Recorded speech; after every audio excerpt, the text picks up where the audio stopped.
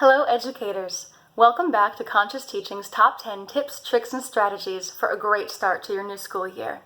Today we hit the halfway point with tip number 5, which is all about student movement.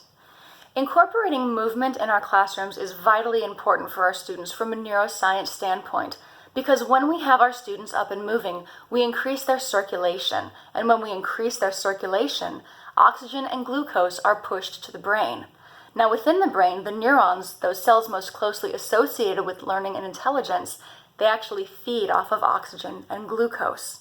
So when we have our students moving, we are creating a better brain environment for learning and actually making it easier for our students to learn. Conversely, when our students are not moving, when they are just sitting through our entire lesson, the blood eventually starts to pool in their feet and in their butts, and that is not good for learning. There's actually a saying in neuroscience, when the bum is numb, the brain is the same. And I think that most of us can really empathize with this. We've all sat through really long meetings where we started to get fatigued and our attention started to drift away. So how do we combat that in the classroom? How can we incorporate movement? There are lots of ways to do it organically that are things that we're already doing. We just need to make sure that we're doing them frequently enough.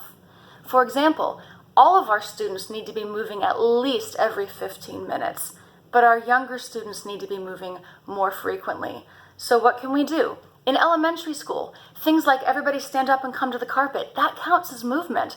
Go to your cubbies and get a book and come sit back down. That's movement. For my secondary educators, things like stand up and turn in your homework and sit back down. That's movement. Go return the science equipment to the shelf. That's movement.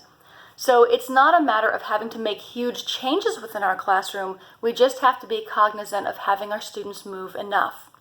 Now, if the opportunity for movement doesn't present itself organically in your classroom, there is nothing wrong with saying, class, we've been sitting for too long. It's not good for learning. In a moment when I say go, please stand up and you're going to touch your opposite elbow to your opposite knee 4 times and sit back down.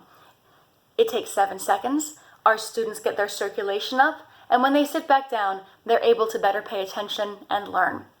Something that I used to like to do in my classroom was if we didn't have a good opportunity for movement, I would have my students stand, I'd give them a time limit, 24 seconds, say go walk and tap each wall of the classroom with 1 finger, hit as many as you can until you hear the chime. And it just was a really quick thing to get them up and moving, and when they came back, they were more where I needed them to be. So, think about ways that you might be able to incorporate movement at least every 15 minutes in your classroom, more frequently if you teach younger students.